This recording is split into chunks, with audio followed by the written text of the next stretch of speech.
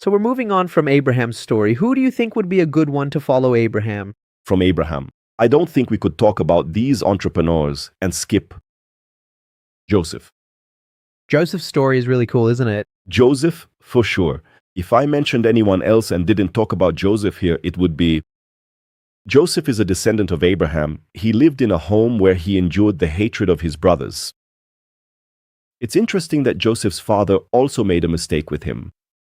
Because Jacob, who was his father, was also an entrepreneur, we could talk about Jacob as an entrepreneur too. Jacob even had to change his name, because in the Middle East, names are chosen for their meaning. It has something tied to your life, and Jacob Yaakov means the one who follows at the heel of another. Yaakov Jacob. But through semantics, his name came to mean deceiver. Even if etymologically it doesn't make sense, it's like Judas.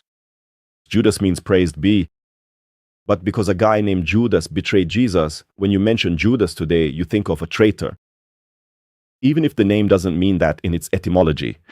So Jacob changes his name to Israel. And he has two wives. One was named Rachel and the other Leah.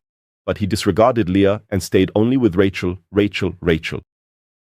And when Rachel's son is born, he gets so excited about the child that he starts to belittle the other children he had. And then another thing many families struggle to notice is favoritism among children. There are family psychologists, many, Tanya Zagori, whom I could mention, the late, it slipped his name right now too, who was Japanese, I'll remember in a bit, Ichami Tiba and others, who say that it's not, how should I put it, it's not wrong for a father to feel more fulfilled in one child than in another. It's not wrong. No, it's not wrong. It's normal, it's part of life. You have one child following in your footsteps, the other isn't. One child talks to you more, the other is more. So children have their own personalities too. So it's not wrong to take more pleasure in one than the other. Because sometimes parents have a crisis, a sense of guilt, right? No, but I have to like them all equally. And society, no, that's nonsense. That's nonsense, you understand? If you sometimes have a child late in life, you might sometimes have a child born in a certain circumstance, but that doesn't mean you love one more than the other, because liking and loving aren't perfect synonyms. You love them all equally, but sometimes you have more. Affinity, that's the word I was looking for, affinity with one more than the other. The problem is when you confuse affinity with favoritism. And now he starts turning a blind eye to the youngest one's mistakes. But doesn't turn a blind eye to the oldest one's mistakes. Yes. That's when you're showing favoritism. And that atmosphere in the house, it's unspoken, it's veiled, but people notice it. And the oldest sometimes realizes that the other one is the favorite. Mm-hmm. And everyone could see that Joseph was the favorite. The favorite. And Joseph grew up a bit spoiled. You see in the beginning of Joseph's journey traits of a very spoiled child. And it's interesting when we say, look at the dream he had. He had the dream God gave him that he'd be greater than his brothers and his father. But look at the immaturity. He goes and tells them, I dreamed I'd rule over you. I saw the sun, the moon, and the stars, all bowing down before me. I saw your sheaves. Oh, you dreamer boy. Which was one of Joseph's traits that led to him being sold as a slave, right? Exactly. It's in the passage there. Here comes the dreamer. Mm-hmm. Which is a trait of entrepreneurs, right? For sure. A trait of entrepreneurs, but there's one thing that maybe someone reading the Bible might ask. Why at that specific moment did they decide to kill him? That's a good question. Why not before? Mm-hmm. Because I'll explain why. Right before that episode where the brothers try to kill him and then end up throwing him in a pit, it says Joseph received a robe from Jacob. Some versions of the Bible translate it as a long-sleeved robe. Others translate it as a multicolored robe, ketonet parsim in Hebrew. The word ketonet parsim in Hebrew allows for both translations. But because of a find in Egypt, you've been there. There's a place called Beni Hassan with tombs. And in Beni Hassan, there's a tomb of an Asian family going to Egypt to buy food. Just like Jacob's family does. And you notice that the clan leaders are wearing a garment, a multicolored robe. Because today we get the color of fabrics artificially.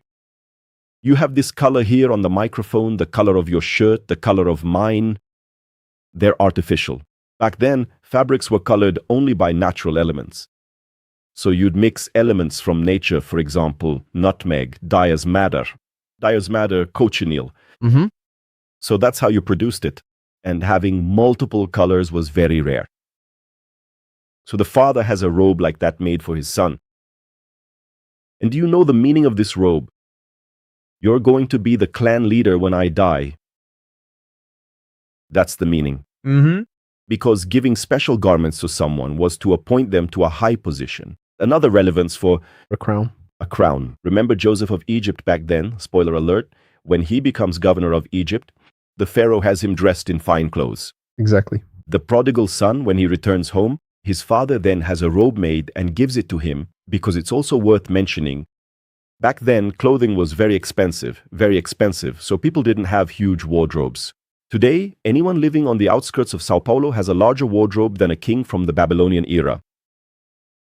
Wow. You see, it wasn't like that. So when he received that tunic, his father was sending a message. When I die, you will take over the clan. You will be everyone's leader. His dream is becoming a reality. What did he do in his immaturity? The same thing he did when revealing his dream to his brothers. He put on the tunic his father gave him and went to meet his brothers. He was looking for a fight. If you wear a Sao Paulo jersey and walk into a Palmeiras crowd, you're asking for trouble. Or vice versa. When his brothers saw him, they understood the message. Dad has already chosen, and it's not going to be the eldest son. Yeah. It's going to be him. Because, you see, Reuben was the eldest son. Uh-huh. By law, Reuben should have been. He was the firstborn. It should have been him. Dad chose him to run the businesses. So, up until that moment, Joseph was the dreamer in the sense of being the boy. They want to bully him. But when they saw him coming with the tunic, he stopped being just the dreamer boy and became a threat. Imagine when he takes power, he'll take revenge for everything we did to him. He is now a threat. He went from being a boy we could bully to someone who threatens us. We have to kill him. That's why they tried to kill Joseph. But fortunately, they just ended up throwing him in a pit and then sold him to a caravan of Ishmaelites. And he goes to Egypt. And it's interesting that as you read the story of Joseph, there's a German word called leitmotif. A leitmotif is when you have a theme that weaves through the entire narrative. And the theme that weaves through Joseph's entire narrative is precisely the garments. His whole problem begins when he receives a special garment from his father. Then his brothers take that garment from him, leave him naked, fallen there and they take the blood-stained garment to their father. Then he goes to Egypt. And when he goes to work at Potiphar's house, Potiphar's wife tries to seduce him. He refuses. He runs away. And she grabs his tunic, leaving his clothes in Potiphar's wife's hand. Then he goes to prison. When he leaves prison to present himself before Pharaoh, he dresses the new clothes to appear before Pharaoh. When he becomes governor of Egypt, he puts on yet another tunic. And when the brothers come, he gives a garment as a gift to each one. And for Benjamin, who was the youngest brother, he gave 5 times more garments. So, the garment weaves everything together in Joseph's life. What do we learn from this? Look how interesting. The same garment that was the reason for success. You were chosen to be the leader of the company. Mm-hmm. Was the reason for his downfall. Good. Okay. Right? And the same garment, not the same cloth now, but the same theme weaves through his whole life, showing what, in terms of entrepreneurship, the things that pass through you, they help you tell the story. But it's up to you to know how to use that in your favor or not. And sometimes, some things are beyond your control. But how are you going to react to that? In other words, more important than what life did to you is what you do with what life has brought you. I'll finish this illustration of Joseph by adding 2 elements here. The first one is as follows. Once I did an exercise with teenagers and I took a box and filled the box with junk. An alarm clock, a pen, toilet paper, meaningless things. And I told them this. I'm going to give you a gift from Israel. I chose 2 or 3 there. I'll give a gift from Israel. To whichever of you tells the best story, what story do you want him to tell or her to tell? Then everyone tells one. Yes. How they met their boyfriend, all that teenage stuff. I said, okay, but I won't make it easy for you. You have 1.5 minutes to tell your story. But the audience will choose which is the best story. But as I pull a surprise object out of the box, you'll have to insert the object into the story. Whoa, I really like it. Got it? Then they started, oh, I met so-and-so, pull out the toilet paper. Then there was all this laughter. How was he going to put toilet paper in a romantic moment and then a pen? Some were more witty, others more shy. In the end, I said, look, did you notice how worried you were about what I was going to take out of the box? You had no control over what would come out of the box, but you had control over knowing what story you would tell based on what came out of the box. The object that comes out is not in my jurisdiction, but the plot that will be told is. Well, very good. Got it? So, the traumas you face, oh, I'm a poor thing because I am. There are lots of people who had traumas just like or worse than yours and moved up in life. So if you have self-esteem problems or low esteem, as some say, bend down and pick it up because no one is your servant. Those who want to find a way, those who don't find an excuse. I told you that, right? Those who want to find a way, those who don't find an excuse. So you see that the garments passed through Joseph's life, bringing ups and downs, but he knew how to learn a lesson from that. And the second element I learned from Joseph's entrepreneurship is the one I mentioned, even citing Dr. Shim Milton as an example. Joseph of Egypt was blessed, and in his blessing, he saved an entire country. And I return to the word legacy, which is very much in my heart. What legacy am I leaving behind, you know? Sometimes I find Forbes magazine, I'm going to be politically incorrect here, very limited in the way it measures fortunes. Because it only measures by the material.